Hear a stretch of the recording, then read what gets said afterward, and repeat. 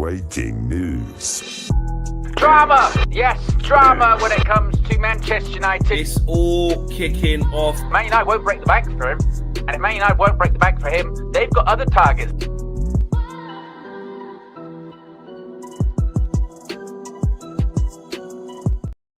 Ornstein Bomba this morning. Michael Carrick has agreed a deal in principle to become Manchester United's manager, head coach, interim head coach until the end of the season. What does this mean? Is this a season salvaging decision? Will Michael Carrick come in and do better than what Ruben Amorim's been doing for at least the remaining 16 to 17 games left of the Premier League? Can Michael Carrick get Manchester United into Europe? Can he get a tune out of these players who have nowhere to hide, who have shown us nothing under another manager before him? Is this the right interim appointment? Should Man United have found a permanent manager, or are Man United right to wait to the summer, let the managerial landscape open, and then make a longer-term decision, a proper decision in the summer? Could Michael Carrick be good enough, even though it's our understanding from reports that he knows he's not going to get the job full-time? Could it be that he does so well, Ineos do something mad? Could it be that us as fans, we're angry now, we're annoyed now, we're confused and anxious now, but Michael Carrick goes on this amazing run and we go, do you know what? I know he was here with Ollie. I know what we did with Ollie, but let's do it again. Or the final situation could be, do we just see us wither down the table, losing point after point after point, match after match after match, and this is the real glass half empty, and we just find ourselves very quickly in the bottom half of the table, not too far off the same 15th we got last year. I've given you a whole bag of scenarios, people. I need you guys to let me know what you think is the most likely. Big up to yourselves. Good morning. Welcome to United View. Smash a like on the video. Subscribe to the channel if you are new. We are kicking off, of course, which we knew it would probably be about here or now, but an Ornstein Bomba. There's loads to get into, of course. Owen, we have our interim manager. Well, we do not have our interim manager. We have our interim head coach. And look at Flex. Look at Flex pressing these buttons. Look Did I press that? Sorry. Touching these things with the Flecknology. You know what I mean? Look at him go. Accident. Look at him go. That was just touching clumsy. the buttons. That was clumsy. Clumsy Fleck, yes. Well, I tell you what, that pressing the buttons was not there, Flex, yeah? It was not streamlined. That was not efficient. It was not, what's the word I'm looking for? It was not optimized. Oh, but here is how you can get optimized, yeah? I'm back to my best. Today's video is sponsored by our friends at Oxford Natural and their all-new natural supplement, Optimum Day and Night. Thousands across the UK, USA, and beyond are smashing their health goals with Oxford Natural. Optimum Day gives you steady energy, curbs your cravings, and keeps your metabolism firing all day. Optimum Night helps you relax, get restorative sleep, recover, and keep burning fat while you rest. It's not a magic pill, but it will help you reach your health goals. Check out some of the incredible results. Two of our own, Owen, lost over 100 pounds in 10 months, and KG dropped 30 pounds in 4 months. In 8 months, football legend Michael Owen lost 35 pounds, and Robbie from AFTV, Don Robbie, lost over 80 pounds. And in 6 months, Anita, an award-winning immigration lawyer, lost 44 pounds, and Linda, a law firm executive, lost over 50 pounds. No gimmicks, no needles, just results. Oxford Natural, let's get to work.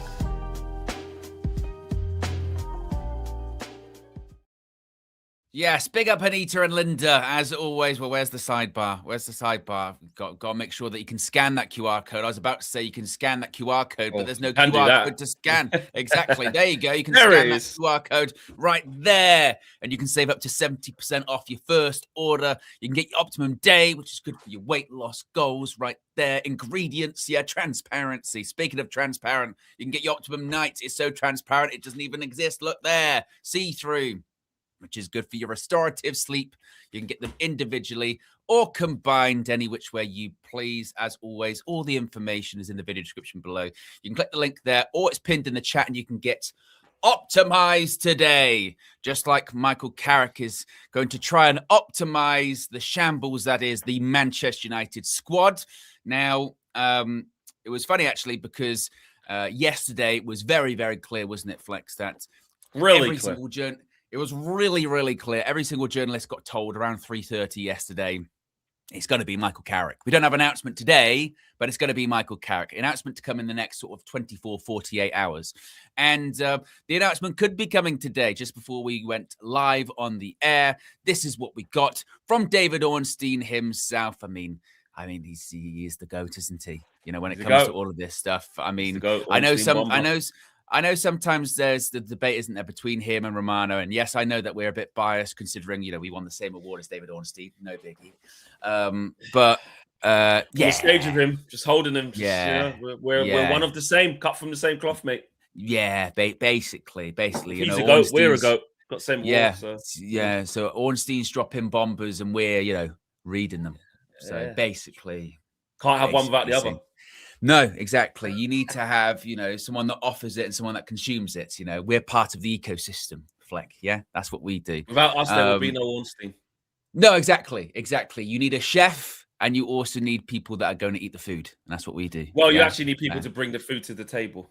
Wait, you know, ding ding, it's ready. Go and distribute that. Go and give that. And we're the critics in the paper that go, you know, 3 stars. Could be, you know, a little bit more salt or something like that, or a little bit.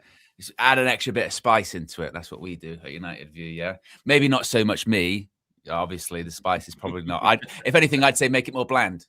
To be honest, you would say that. You would take stuff out, which is a disgrace. And we don't want Ornstein to take any of the detail out. We want to continue doing this. I would go. Why is this rice, you know, a different, you know, color than I'm used to? I did not understand. Why is it not white?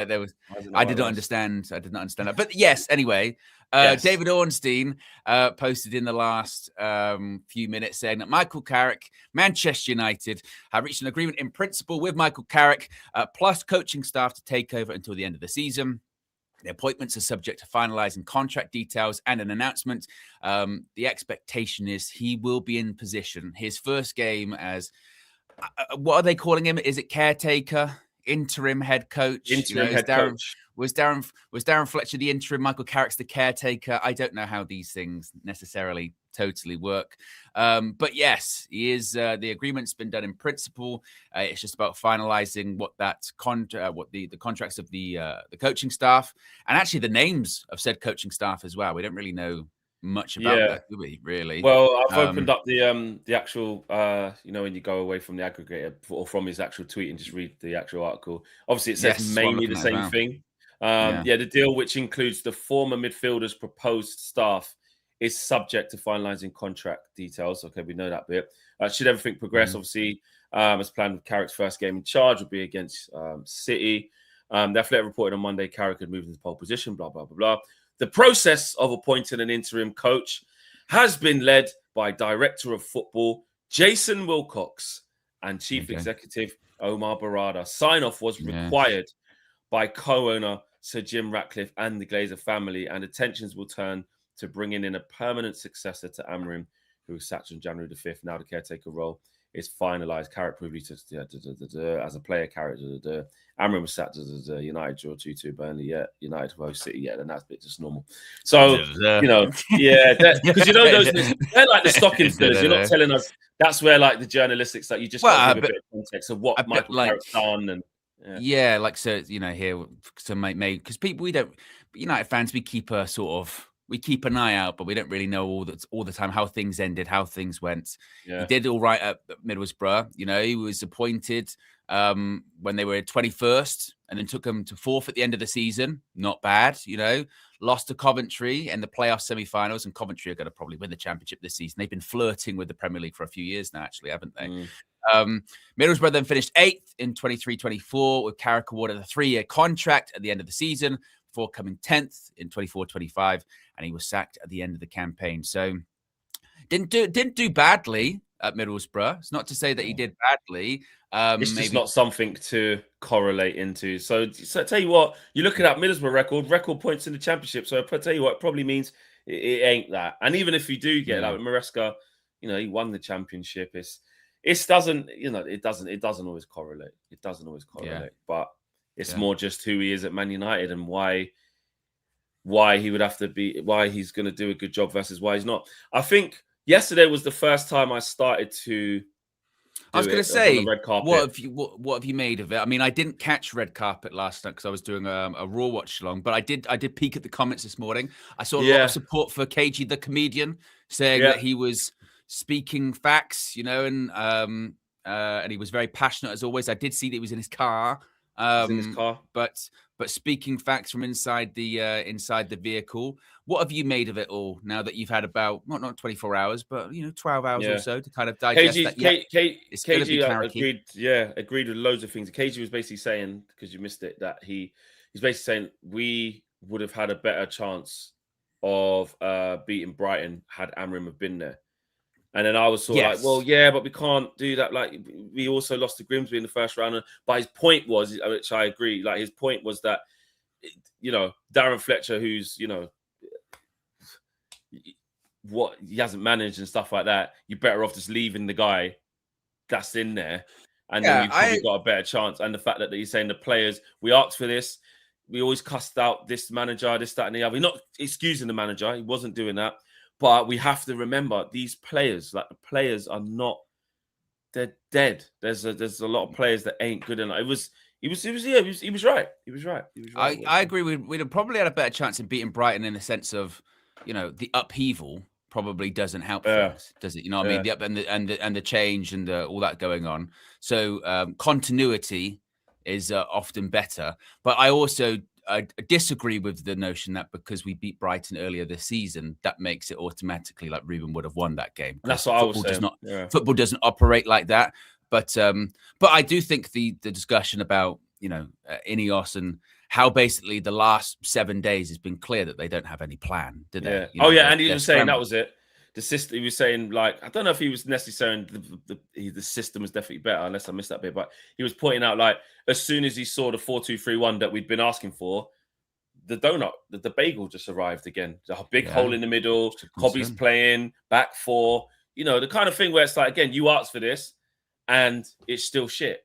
So it doesn't matter what formation we play. Like, these players ain't good enough is basically what he was saying. But to Carrick, yes, how are you feeling? Yeah, so yesterday was the first time I started to allow myself to really think about it from the football side of it and maybe what the hopes are, because I've been so angry with Ineos and still on their necks and still, angry at the incompetency that I haven't allowed myself to think, well, you have got 16 games of Carrick. What could it look like and why do I think that? James was sort of alluding to it, as was Dev, etc. So now I'm more in that mode of looking towards that, obviously. I think the thinking behind it is, again, apart from them, allowing themselves to not be criticized as much, you go into an ex-player, the fans aren't going to turn on him. The players will respect him. They will respect him. That he's not going to come in there and try to demand anything crazy. He's a good person to bring in to bring calm. Any of the ex-players would have been. In terms of, that doesn't mean he's going to bring results, but in terms of the feeling and what James was saying, he was like, they need somebody to actually run the training, like run this group of players, like just do decent sessions, get good coaching. Like, they need that. Like, Darren Fletcher, he was in the under-18s. He wasn't ready for that. So Michael Carrick / Ollie / Rude were guys that, they can bring in backroom stuff. They can work immediately. So Carrick will do that. Again, we go down the same cliches and the same buzzwords of knows the club, knows what it takes to win, worked under Sir Alex, go and speak to the boss. In his first press conference, it'll be, did you have a word? Have you spoken to Sir Alex, Michael? Yeah, I caught up with him for lunch. And it will be, I called him. It'll be all of that. Then he's going to say the refreshing things of, we're a club that's going through a lot. There's a lot of changes that have happened. There's a lot of changes to come. I know I'm only here, until the end of the season, but my job is to get these players, with the confidence to know what it is to play as a Manchester United player, to give the fans. So we'll leave the press conference with Michael Carrick having said all of the right things, because that's all he knows. He knows what it is to win here as a player. He knows as a fan and as somebody that's not been at the club in this capacity, though, but he knows the outside looking in what it should look like, We all think we know what it should look like. And it's his challenge to get into some of the big egos in that dressing room. Can he get blood out of a stone out of players who have been underperforming? Can he start getting players who should be performing better to get more out of them through confidence, through sessions, through trying to engage them? And then once they cross the white line, can he trigger something that nobody's been able to trigger with these players, which is accountability, which is them giving a good account of themselves, which is them not being fragile, as Darren Fletcher already said in the last game. So revelation. He's got, and like Sixway says there, from Middlesbrough to Man United is a huge, huge jump, even if you know the club. So I'm not, me personally, because then we went through like what we think will happen and what our expectation is. James was like, now it's Carrick, and with what's gone on, top 8 is like his ceiling. Like, so 8th, he's like, I think we can get 8th at best. KG's like, no Europe. He said, nah. I think KG said Europe of some sort. I think he said so, like whether it's Champions League to Conference, it's of some sort. I think Dev said the same thing. I was quite pessimistic as well. I was like, now it's Carrick's a big jump. I don't think there's going to be the Ollie bounce like it was then. I can't see it with this group. I don't think we get anything. I think we could be mid like 8th, top best at best. I think I said 8th at best. What are you saying on all of it? Well, first of all, big up to Ray's, latest member of the UV Members Club. Welcome to you. Remember, you can join the Members Club. Click the join button. You get your badges, your emojis, and your exclusive members-only content. As far, I agree with what you're saying there. I think that with Carrick, in the same way, it's basically the same as I was saying about Ollie. Really, is that if he got the job, Ollie, it's a far, for me, worse squad than the one that he would have inherited in 2018. And it's the same with Carrick. You know what I mean? It's a worse squad, I think, than the squad he inherited for 3 games in 2021. That team he inherited in 2021 that got Ollie sacked was still in the Champions League. He played a game in the Champions League against Villarreal, won that game. It was still a team that had your likes of your Pogbas, your Ronaldos, your Rashfords, Martial's, you name it. There was a Sancho's, there were Varane's, De Gea's. Like it was a better, objectively, it was a better squad. This time around, we've got players which we've just brought in, and if we're not maybe too certain about, we've got players that are about 3 years past their sell-by date at being at Manchester United. We've got players that have been playing in a back 3, then to a back 4. Some are Ruben players, some are still Ten Hag players. Like it's a big ask, and obviously, whenever you wish anyone luck, you obviously you mean it. You go good luck, and I mean it. But like with Carrick, I feel like I mean it extra. You know what I mean? It's really good luck, bro. Because this is going to be hard for you. Sometimes you say someone gets it and you go like, good luck, we'll all be behind you. But like, I feel like with this one, and it would have been the same if it was Ollie or Rude or whatever, when you go, good luck, you're really going to need it. Yeah. you're actually going to need luck. And it sounds a bit condescending because you're like, no, he's a good coach. He could do it off merit. He could do it because he's just really good at articulating himself, getting players to follow instructions and be improved. But really the feeling is like, I can't see you alone being able to do this. So you're going to need to stumble upon something, that something's going to have to be going. Yeah. Good luck. You're gonna need it. And for all of his criticisms and what have you, Ruben certainly at points maybe didn't get luck on the pitch, with certain things. I don't know if you could obviously put it completely down to poor luck with him. But also you're going to need luck in terms of the club just being stable for 6 months. You're going to need luck in terms of, are Ineos and Jason Wilcox and Omar Barada going to do something that is, head scratching? You go, that doesn't make any sense. You're going to need luck because you're probably not going to get any players in January as well. Once again, it's, we're 13th of January. This is the transfer view.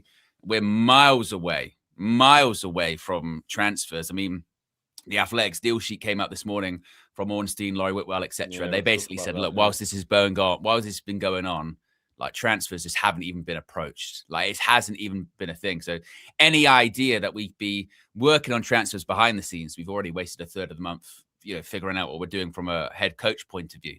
So look, he's going to need some luck. He's going to need certainly some support. certainly back him till the end of the season. I know you get the snidey comments that go, yeah, you'll be Carrick out in 3 weeks' time or whatever. No, because it's 6 months, and he's I don't think he's under any impression that he's going to probably be getting it long term, which I think is maybe the difference between him and Ollie. I think there might have been, because if you've had the job permanently, and the circumstances of which he got the job, Ollie, of like coming in as an interim, doing so well that he got it permanently, how do you come back and not have that in the back of your mind again? You'll be like, I'll do it again, because you'll back yourself, right? Of course you would. You'd back yourself. I'll do it again. Whereas I'm not sure necessarily that's maybe the case with Carrick. I think Carrick might just look at it as a really good opportunity of like, I was looking around this morning once again about his sort of record at Middlesbrough, and this was quite an interesting one. Came from Rich Fay, saying the football was slick, stylish, and easy on the eye, but Carrick's lack of a plan B and questionable in-game management proved his undoing at Middlesbrough. Now, don't know if that's going to be the same at Manchester United or what have you. But it's interesting just to know what is on the horizon, because obviously we only had Carrick for 3 games as an interim before. This is going to be a much bigger sample size of 6 months' time. We're going to really find out. We're going to really find out what his coaching now is all about. And look, criticism of Amorim was in-game substitutions, wasn't it? And even actually, quite surprisingly, even for Fletcher's 2 games, that was kind of the discussion of, where's your subs, Darren? What are you going to do? What are you going to change? And even switching to the 4-2-3-1, as you mentioned earlier on, we saw the sort of warts and all of what that will do to this Man United squad of like, all right, we've gone back to the back 4, which we wanted, but the gaps are still there in midfield from the Ten Hag days. And how are you going to address that? Because this is more than just a couple of games now, Carrick. You've got to try and find a sort of solution to the end of the season of how you're going to fix that, And like you said, there's still the objective of, can you get Europe? This isn't just... It's because it's a weird job, this, isn't it, as well? Because he knows I'm not going to have it till past the end of the season, and it is just steady the ship and keep things going. But where you finish in the league is still important. It's not like we're mid-table and it's just, look, we're not going to achieve anything this season. Just write it off. We're not going to achieve anything in terms of the cups. We're out, but there is still like this expectation, to your point, of, well, Europe's on. Are we going to get some kind of Europe? We kind of need it for next season, whatever that may be. So there's still a pressure on him. Yeah. It's a mixture of pressure, but not just a free hit, but also like not huge expectation because it's an interim and is 100%. He's managing the championship. So it's you're at Man United, mixed, isn't it? Yeah, and that's the thing of what he will understand. He knows that as much as he weren't expecting to be in this position and he's been thrown into it, and no one's going to hound him out. Like, because he's not getting the job full time. If anything, you have to be grateful that he's doing us a favor. Do you know what I mean? And that comes with like, or how are we doing him a favor though? Some would say we're doing him a favor. Of course we are, because you're getting a chance to manage Man United. But also in terms of just like seeing us out until we get a actual manager that we want to go forward with, he's stepping in to basically firefight. So it works both ways. Obviously, he ain't going to say no. I get that. So from that perspective, he ain't doing us a favor, because Michael Carrick's never going to say, I don't want to be interim manager until the end of the season.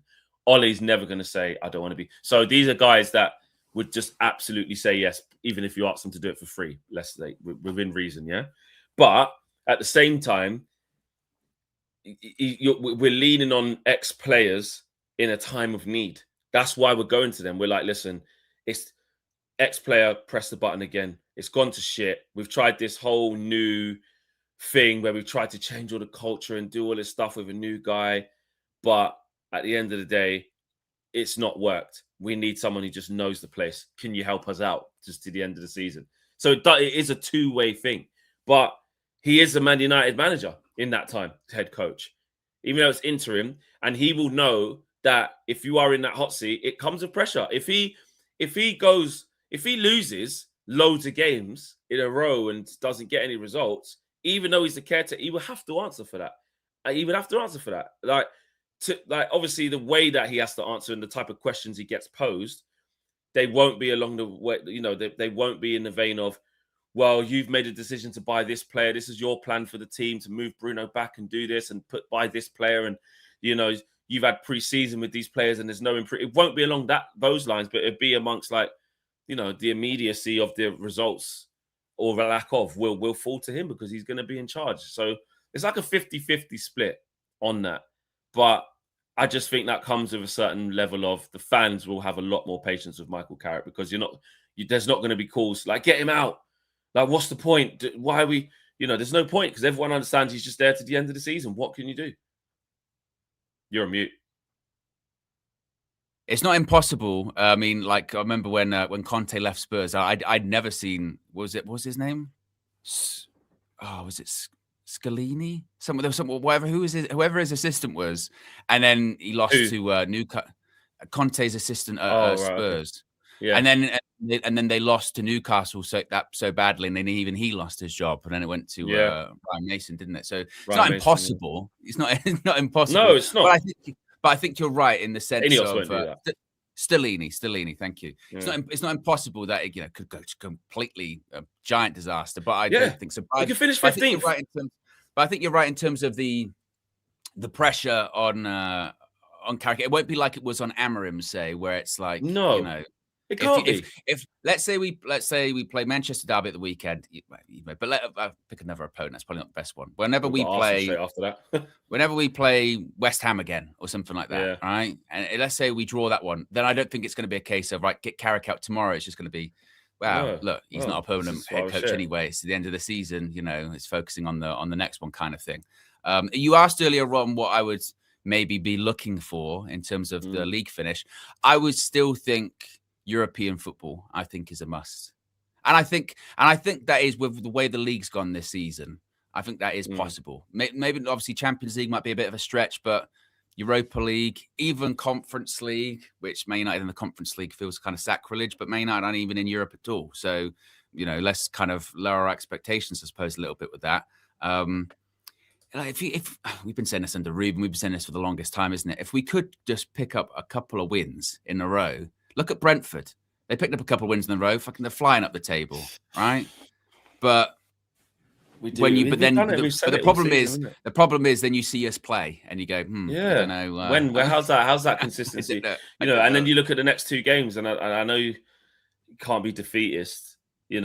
Essentially, depends how you're feeling. Like, I'm just so done. I want to be in that camp of. I was doing it a little bit, but when Darren Fletcher, just before Darren Fletcher played, before the Burnley game, I was like, here's what's going to happen. Darren Fletcher's going to do all right. He's going to win both those games, get us through to the next round of FA Cup, beat Burnley. And then Ollie's first game is going to be Manchester Derby. Like, you just know, live, 75,000 people, the crowd's up. It'll be typical Man United, new manager, interim bounce, head coach bounce, whatever you want to call it.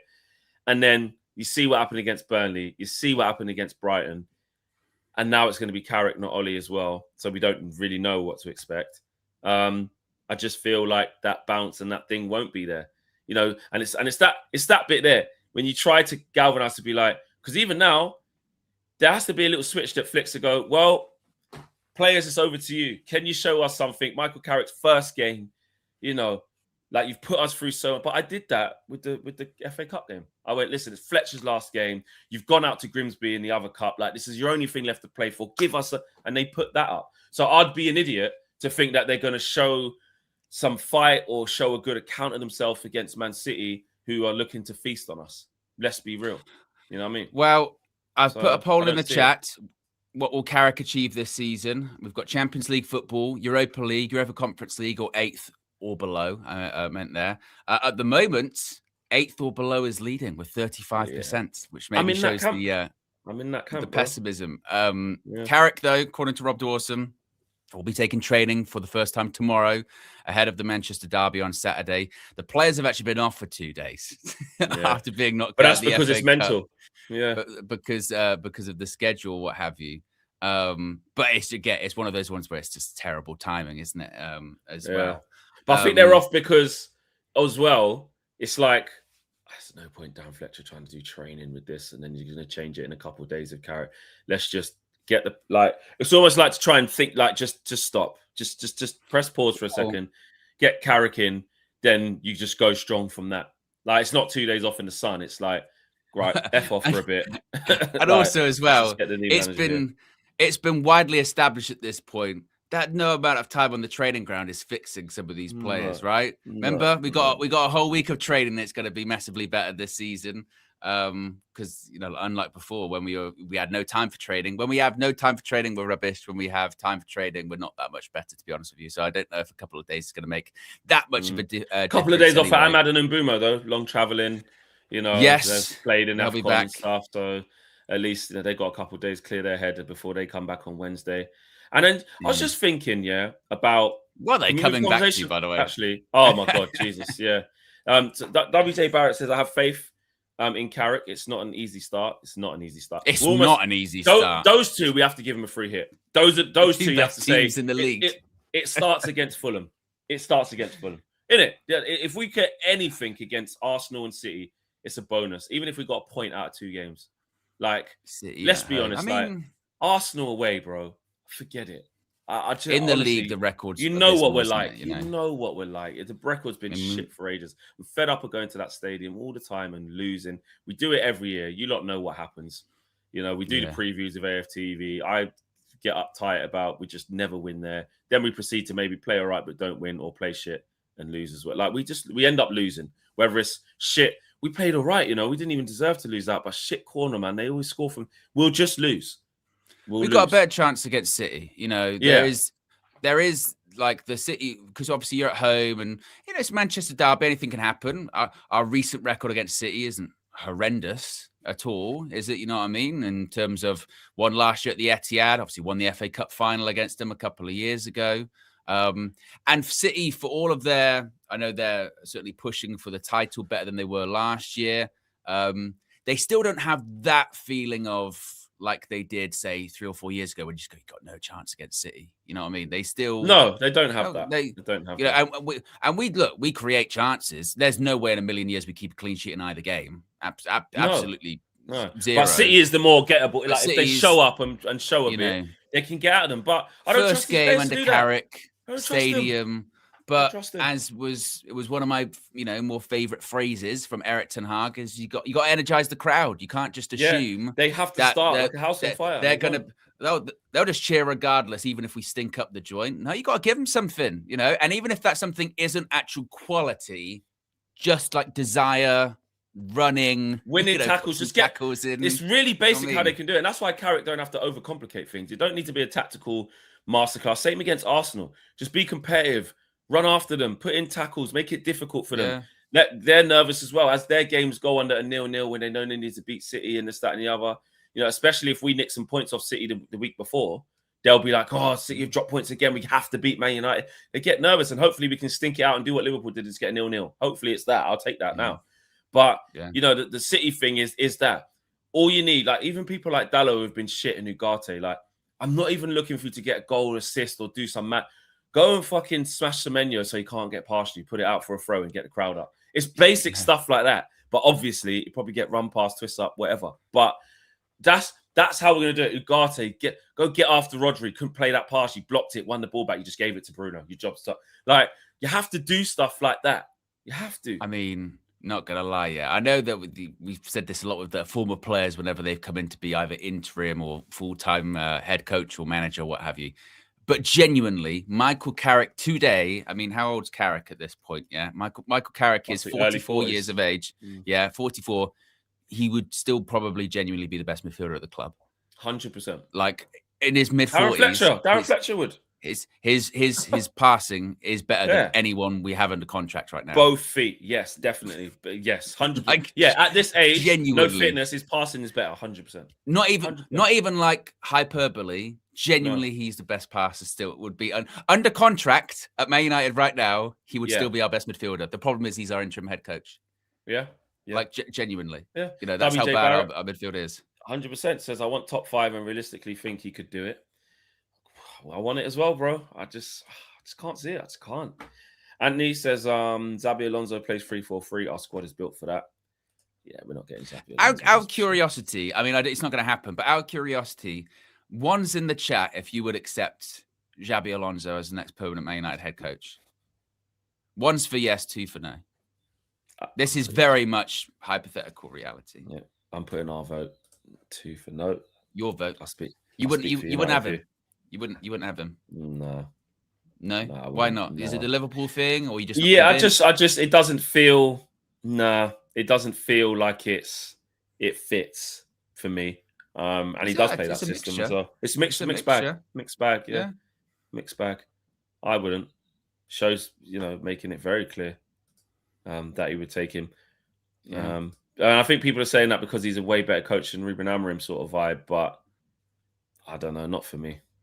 I mean, look, obviously, you cannot take away what he did in Germany, can you? Yeah, it's brilliant. Brilliant. Bayer Leverkusen, win the Bundesliga, you go unbeaten. I mean, they really fluffed that Europa League final. They got battered by Atalanta, didn't they? Yeah, but still very, very impressive. But then go to Real Madrid, disaster. But it's becoming more and more about Real Madrid, isn't it? Of can anyone control those players that aren't Don Carlo? Exactly. I mean, there's a lot of ego there, isn't there? There is a lot of ego. It's not an easy task. That club. Yeah, it's not an easy task. They need a big personality manager. I saw this yesterday after that announcement was made of, see, that's how a real club operates. Look at that. Xabi Alonso, and lost the final, got rid of him. Yeah, got rid of him. It wasn't working out, got rid of him. That's, and the Real Madrid fans, they're on board, and now it's going to be, was it Arbeloa is going to be, and that's how a real club operates. But you say that's how a real club operates. Real Madrid, it does look a bit of a mess at the moment, doesn't it? But would you be totally shocked if they find themselves in the Champions League final at the end of the season? It's Real Madrid. No, it's Real Madrid. Yeah, you can't ever, when it's Real Madrid, you can't ever write them off of things. Like, even if they're not playing well, and the last couple of seasons they haven't been. But yeah, I wouldn't take him. I wouldn't take him. I don't think it's not gonna happen.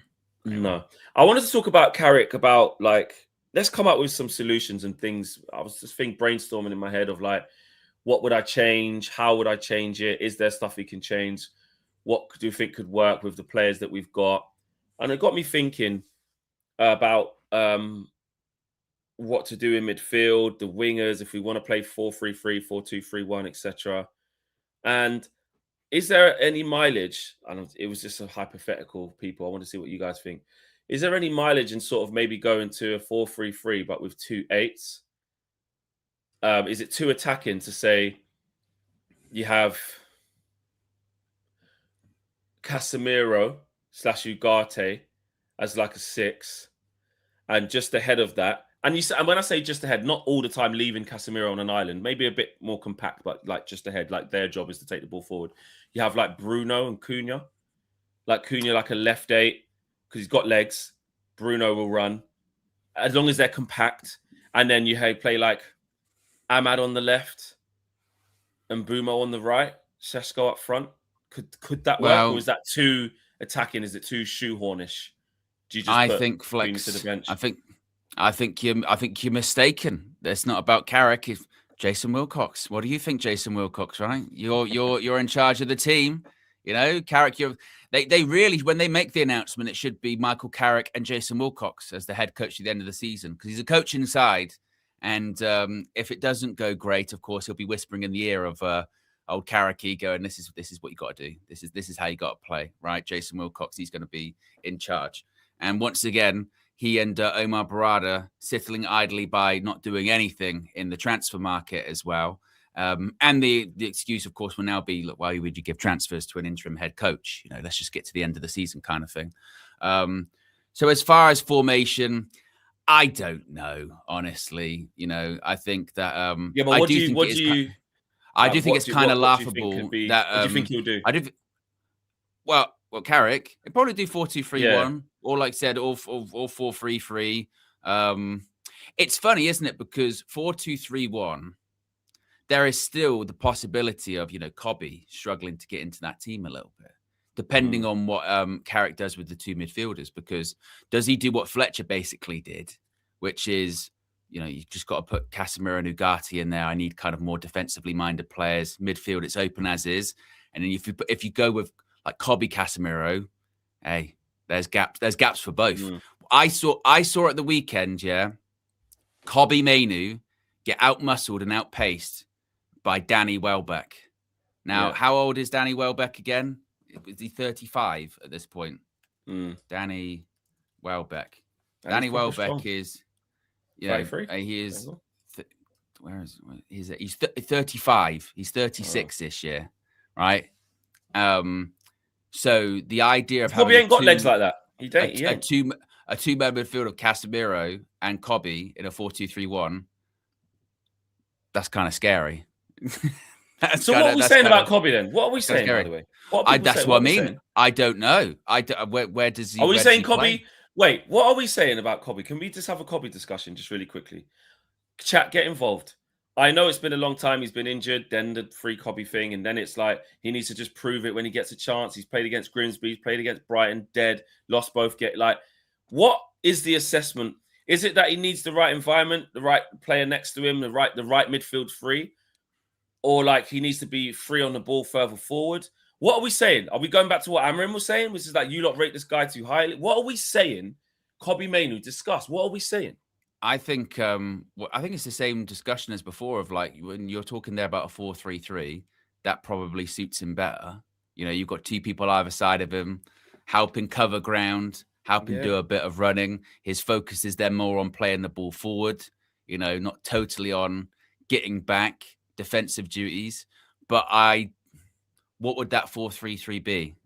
Are we saying it would be Casemiro, Cobby, and then Bruno a little bit in front of them, but not as far forward as if he was in the 10? Kind of a hybrid between a 10 and an 8, maybe. Cobby's sorry, just looking at the comments, like it's it's so funny how we've arrived here with Cobby Mainoo, you know. And rival fans just say, I told you weren't that good. All of us, are we doing too much? I say we. You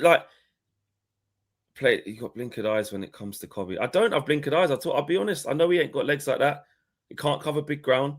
But I'm not changing my stance that he's not a fantastically gifted footballer. He's a very talented footballer. But he can't run.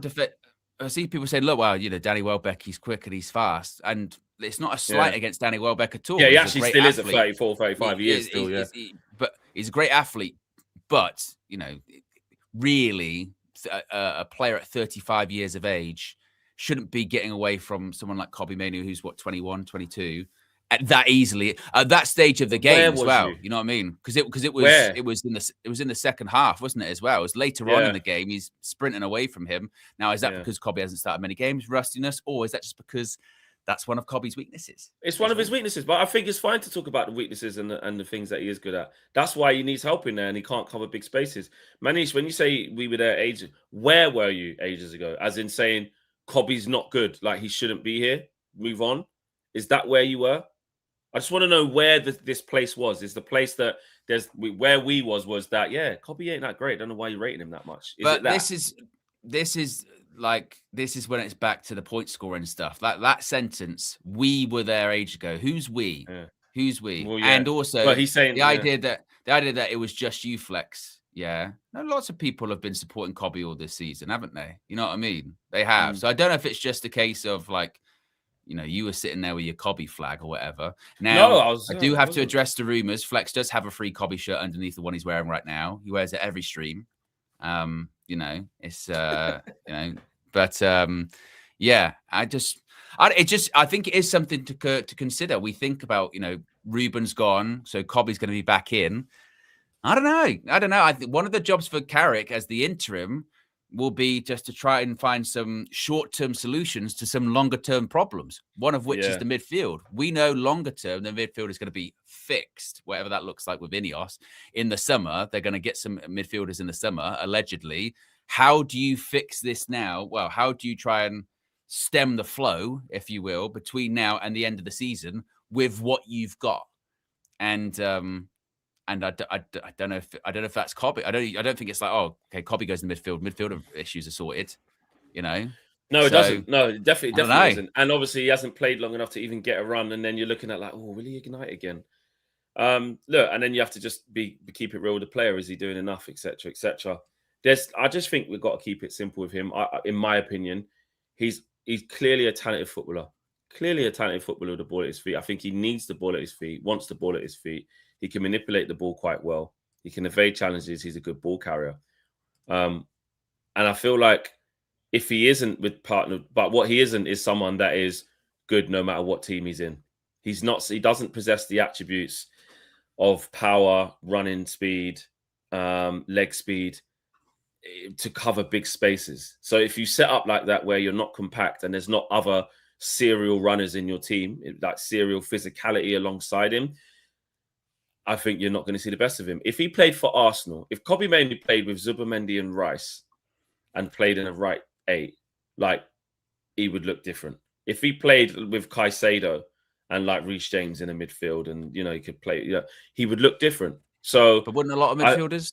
That's what I'm saying. Yeah, that's what I'm saying. It depends. It depends who it is. But his weaknesses, that he has, they are big in terms of, like, he's not a powerful runner. He can get run off easy. He's not that combative. He's not a big duel winner. If the spaces are small, I think he can be. Because when we saw him, we have to stop acting like we didn't see Kobbie Mainoo rise to stardom within a 4-3-3. He was playing for England in the final. He was playing alongside Jude Bellingham and Declan Rice, and Phil Foden was playing. So he played really well. But does that then say a lot about his quality then, doesn't it? If we're sort of saying that the way he's that not you get superstar. the way you get the best out of him is playing with some of the best players in the world. Yeah, because he's not as good as Declan Rice by himself. He's not that guy. He's not. I agree with that. Which the people then would then point to that and go, see, he's not this maybe generational midfielder, because the solution to get the best out of him is to play him with the best, and you don't have the best at Manchester United. So, you're ever going to get the best out of him in that regard, right? Well, you can get the best out of him in terms of you build a better team with better players. Like, if he was in a midfield, which needs to be created, which we're all saying we need someone like Elliot Anderson. Well, we don't just need someone like Elliot Anderson to get the best out of someone else. We need him because that's the type of midfield you need to have. Like, Arsenal needed Rice, not just to unlock Odegaard or just to unlock this or unlock this player. You buy the better players because you want to be the better team, so that when you look at your team 1 to 11, it's stacked with just really good players, and at the same time as complementing each other. We can't just say that someone's not as good as you are just because they need to be unlocked, because it's the same because every player needs to be in the right environment. There's only very few players, which is where we start going to, unless they're Lamine Yamal, or unless they're Vinicius, unless they're this, unless they're that. You can just play them in most teams, and they're just unreal. That's not the same, especially when you're constructing a midfield. And by the way, Mainoo says, so Bruno and Casemiro aren't good players now. Hey, depends who you ask. Depends who you ask. Game. He led us to 15th, remember? No one likes him. Negative. Depends who you ask. Depends who you ask in the Man United fan base. And Casemiro's passed it. Which game? Yeah, absolutely. Because I think it just depends on the day with that one, doesn't it? Of Bruno. Bruno's terrible and a problem until he's injured. Then we need him. Then he comes back in and he's terrible and he's a problem. Casemiro, fucking out earlier on this season, he's still world class. Still one of the best midfielders in the league. Now he can't run again. So I don't know. I think it's difficult to judge some of these players in this team, in this chaos that is Manchester United as well. And once again, it goes back to the ownership. The ownership's just in chaos. Obviously, today's going to be so focused on Michael Carrick, isn't it? And whenever the announcement's made, and Michael Carrick's going to do 10 million interviews, and we're going to get sort of swept up in the nostalgia of it, which is inevitable. And it's not to say not to acknowledge it or anything like that, but once the dust has settled and Michael Carrick's taken training, we got the Manchester derby at the weekend, the focus still should be on Ilios, the Glazers, Omar Barada, Jason Wilcox. I did see some stuff yesterday that... Carrick's likely to have Jonathan Woodgate maybe as like one of his assistant head coaches, and people said, he was friends with Jason Wilcox. They were at Leeds together. To be honest with that, I don't give a shit. You know what I mean? Jonathan Woodgate was with Carrick at Middlesbrough. If that's part of his coaching staff, fine. You know what I mean? Whatever. I think it becomes a bit more of a problem if it's like, let's say a madness happens and Carrick gets the job permanently, and part of the reason, and they haven't deserved it in terms of results, but Jonathan Woodgate's a friend of Jason Wilcox, so he stays on, whatever. Then I'd be like, okay, that is bullshit. That is completely undeserved. But as far as the makeup of this backroom staff, it's not going to be a load of people that have got stable jobs going on at the moment, is there? I'm going to just go to United for 6 months or what have you. So no, exactly. The pool is small. The pool is small. You get of who you're going to get. So I get why the interim had to look like this, because you're not going to get anyone else to be able to do it. But we shall see. We shall see, people. Yeah. Super chats before we wrap up. I think we could. Oh no, actually, top 5. Xabi Alonso here. I think we got to Ray. Real Madrid can afford to sack managers because their profile. Let's face they can go sign Haaland if he was ready in the summer. Not the same here. And Anthony says you have to play 2 6s when Bruno/Cobby play. And WJ Barrett, pick up to you, bro, says there's been a massive drop-off with Cobby. We need to accept it. The sample size is there. He isn't pulling up trees. He needs a belabor with him. He does. You know, I know you can talk about hand-holding and you shouldn't need this. Got to take care of your own performances. It's true. But he's had no consistency through his own performances when he's had a chance, through injury, and then through being fit, and the manager just going, not for me. So, and then the manager also telling us he's been deserving to start, doing everything right in training. I feel sorry for him because he actually should be playing. So, but he didn't fancy him as better than Casemiro. So we don't really know. That's the other bit of that, the player side. He could be like, I've been fit and ready to go all this time, ready to get a long run of games where I could have been playing some good football. But the manager has always chosen Casemiro over me and then told me I'm competing against Bruno Fernandes. Where was this consistency you guys are looking for? Where was it supposed to come from when I haven't got a start? I haven't got a Premier League start. I haven't got one. He has actually, because he started against Brighton, he didn't even start against Burnley. So what?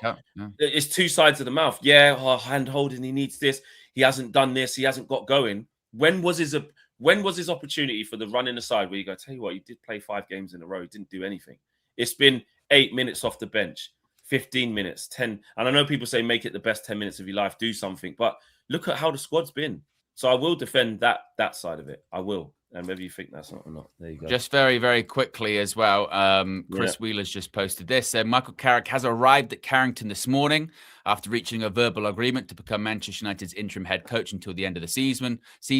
An announcement is expected later today. They did say it was going to be within 48 hours. By all accounts, all of this agreement and all this stuff has happened late into last night. The backroom staff and all of those details are just getting fixed, but an announcement could be coming as soon as today, with Carrick already at Carrington, Flex. So yes, all expected. We'll bring you that announcement. Today. Yeah, and we'll bring you the spiel of what the club put with it. Because also they probably won't do too many. There won't be like pictures with him and Wilcox shaking hands at the table signing, because it's not a permanent. They can't make too much of it. But they'll do. We're pleased that Michael is seeing. We see this as the best opportunity to. They'll put some bullshit from Wilcox. Some interviews. We'll see what the quotes are and see what happens. And we will bring it to you as it comes in. Guys, big up yourselves, man. Have a good day. Have a good morning. Have a good rest of the day. Alpha says that why does it feel not toxic enough for where we are? Because apathy. It is. And people just... And it is. Yeah, people are arguing. There's fans fighting in the ground in the Stretford end. Yeah. They're fighting. It is. It is. They're fighting. You know KG, he was saying, listen... Because he was like, the point scorers, he said, let them point score. He said, let them point score. He said, I'm going to do it. Like, the same people that was saying about Ruben, where are they now? And the people saying about Bruno. He goes, I'm going to do it. And I'm going to do it. And I was like, where does it get us, KG? He's like, I don't care. But you know what? Yeah. So there you go. It is what it is. I'm fine. Because we all do it. We all chat shit. I'm fine with the point scoring. Just as long as that when it happens to them, they don't get as triggered. Because what we have seen over the last 12 months is that both sides at different points of time have been right, whatever that is. You know what I mean? Whether it's, earlier this season, apologize to Ruben. Then it goes to shit. See, I told you it was right. And every time one of the one side tells the other to like apologize or do something, the other side says, let's not point score. And then only goes to do it like, a month or so later. So I don't mind the point scoring as long as we can all just agree, like KG sort of saying there, that is, that's what we're going to do. Accept it. It is what it is.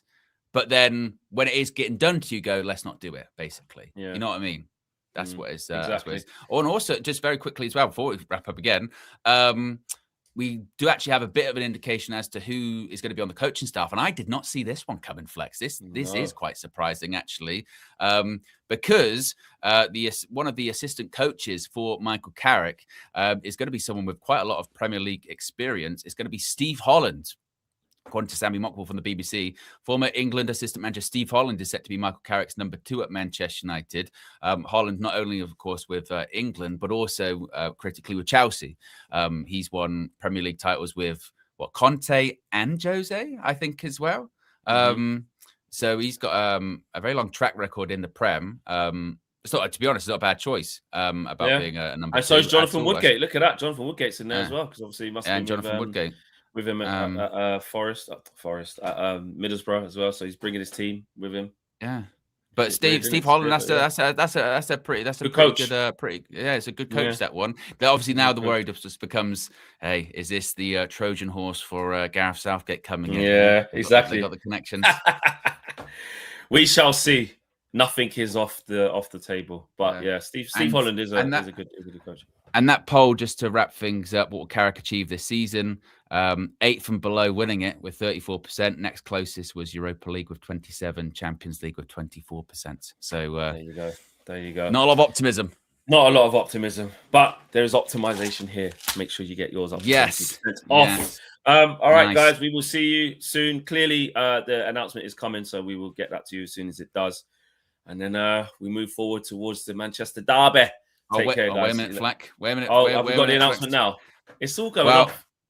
Not the official announcement, but I guess this is like as good as it gets. Maybe it's exactly. Oh, I'm not going to. I don't know if I should press the breaking news button or anything like that. Frankly, I'm not sure we got necessarily the time. But yes, you can see it right there. Fabrizio Romano has just posted. Michael Carrick signs in as new Manchester United caretaker until the end of the season. Verbal agreement since yesterday, now sorted in all details and backroom staff also. Manchester United official announcement to follow next. Does that mean 10 o'clock? That announcement it's going to come very I ain't going to Flex has to leave. Flex has to leave. You know, I'm staying till 10. I'll stay till 10. Right? I'll stay till 10. Because this is how this one's going to probably go, isn't it? You know what I mean? We'll get off, and then then the announcement will come or whatever. Exactly. So thumbnail can be a double: Ornstein, Bomba, and Carrick. Here we go. Change that as well. Carrick. Here we go. Yeah. It's all going off. Flex is going to dip out. Yes. I'll stay. I'm staying. Flex. You just know in 3 minutes it's going to happen, isn't it? Yes. It's gonna, exactly. Yeah. All right, people. Big up to yourselves. I'm gone. Flex is going. Right. And I'm here. Right, there you go. Get rid of him. Right. So, well, let's see, folks. What do we want to talk about? Cody Rosets. we got 3 minutes to go. The fact that this is all coming out, you know what I mean? That says to me. And the fact that Romano did just say, actually, get it back up on the screen here. There you go, with what you call it and the thingy. Let me switch to this because it's important to have these things done. There you go. If you are just joining us, yes, Fabrizio Romano has said that Michael Carrick signs in as new Manchester United caretaker manager until the end of the season. Verbal agreement since yesterday, now sorted in all details and backroom staff also. Manchester United official announcement to follow next. By next, I'm assuming he means, 10? Is that what we're going with? So, exactly, Nessie. We were not only...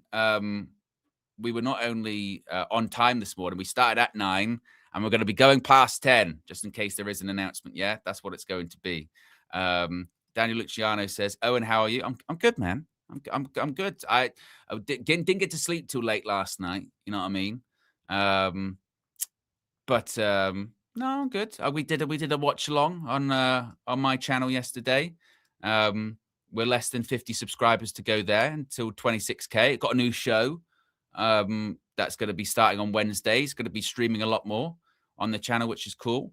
Some people in the chat are saying for Asha. But she is a bit of a diva, you know what I mean, Asha. Apparently, she only gets out of bed for super chats. You know, I've heard. She's become very much a diva. Her teeth are falling out at the moment. She's in the puppy phase of her teeth falling out. One of her big canine teeth is gone. One of her big fangs is gone at the moment. So she's in a bit of a chewing phase right now, which is not too bad. I thought it was going to be a thing with that she was going to be chewing everything, which is not so much. She's just very much into, bones and chews and what have you with that. So that's the little Ash update. But like I said, she does make appearances for super chats. I've heard that. She's very much in demand. She even got interviewed for the Manchester United interim head coach role, and she said, "You know what? No, I've got stuff going on." Well, there you go, Daniel Luciano. We give the people what they want. Asha, come here. Asha, come here. I know you're sleeping. Come on. Is a diva. I've got to literally lift her off the ground. Come here. Come here. The people want you. You've been summoned. Your audience awaits. There you go.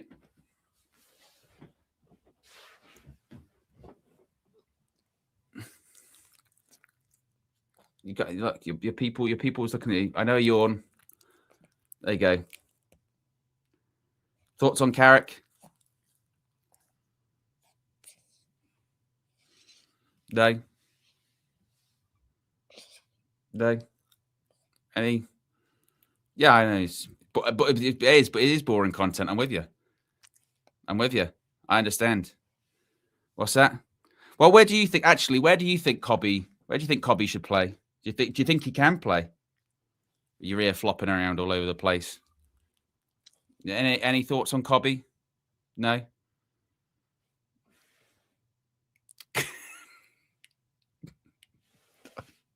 I'm with you. I've got no more words as well. To be honest, I would be freaked out if he did just start talking. That would be quite concerning, wouldn't it? Okay. Well, you got your money's worth there, Daniel Luciano. She showed up. Exactly. Yeah, that's true, Matt. She says, look, appearances are one thing, they're for Blues, but it has to be, it's got to be green or above. That's what it's got to be. And the silence does say everything, doesn't it? Genuinely, and I think if you probably ask some people in the chat, it's probably more sense than I've made over the last fucking 6 months. It's probably the best bit of content I've done in a while. But yes, right, we're past 10 o'clock, so I guess maybe we're not going to get an announcement from Manchester United yet. Darren Fletcher is going to be returning to his role as well as Manchester United under-18s boss following Michael Carrick's appointment. So it doesn't look like that Fletcher's going to be a part of the Carrick coaching staff. That's according once again to Sammy Mockball, who was the same person to say that that Steve Holland was going to be part of the coaching staff. So we find out more and more from Sammy Mockball. Steve Holland joined Michael Carrick coaching team at Man United with under-21 chief Travis Binion, Johnny Evans, and Jonathan Woodgate is going to be the coaching staff. Hey, let's just hope it works out. Yeah, let's just hope it works out. I mean, I know there's not a lot of optimism. I see in the chat this morning, the poll in the chat, which, by the way, the poll has 881 votes. 881 votes.